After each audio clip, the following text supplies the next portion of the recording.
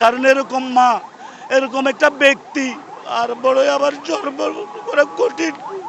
ভাই সত্যিকারের ভাই, আমরা কিন্তু একজন অভিভাবককে হারিয়ে ফেলেছি ভাই। জীবনে অনেক কষ্ট করেছে শুধু দেশের জন্য, দেশের মানুষের জন্য। এই দেশের মানুষের মন কেড়ে নিয়েছে ভাই।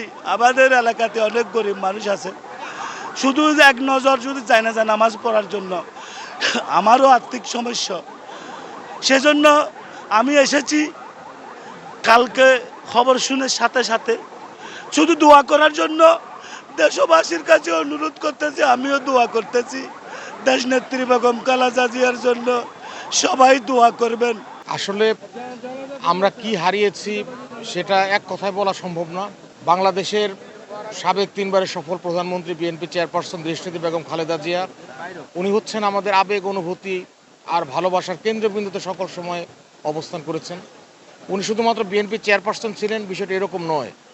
উনি বাংলাদেশের অভিভাবক হিসাবে নিজেকে পরিণত করে বাংলাদেশের অভিভাবক সুলভ ভূমিকা অবতীর্ণ হয়েছিলেন।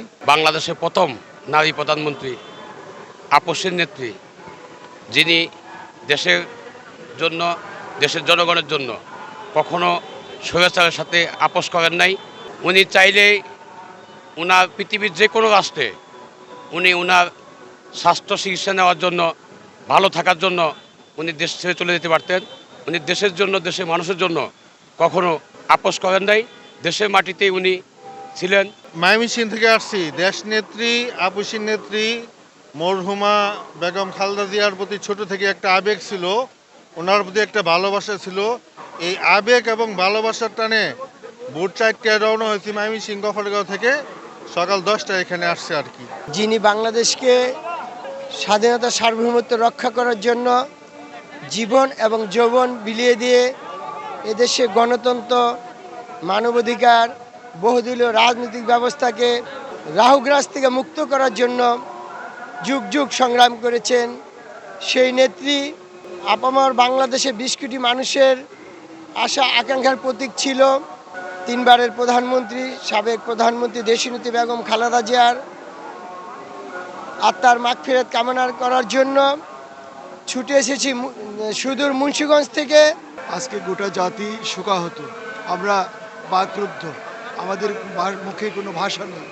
আমরা কোন ভাষায় শোক প্রকাশ করব সেই ভাষা আমাদের জানা নেই।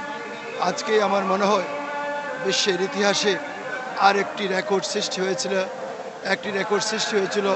25 তারিখে আমাদের আগামী রাষ্ট্রনায়ক তারেক রহমান যেদিন এসেছিলেন বাংলাদেশে, সেদিন একটা ইতিহাস সৃষ্টি হয়েছিল। আজকেও কোনো মানুষের, কোনো নেত্রীর জানাজায় এত লোক সমাগম আমার মনে হয় বিশ্বের ইতিহাসে নজিরবিহীন।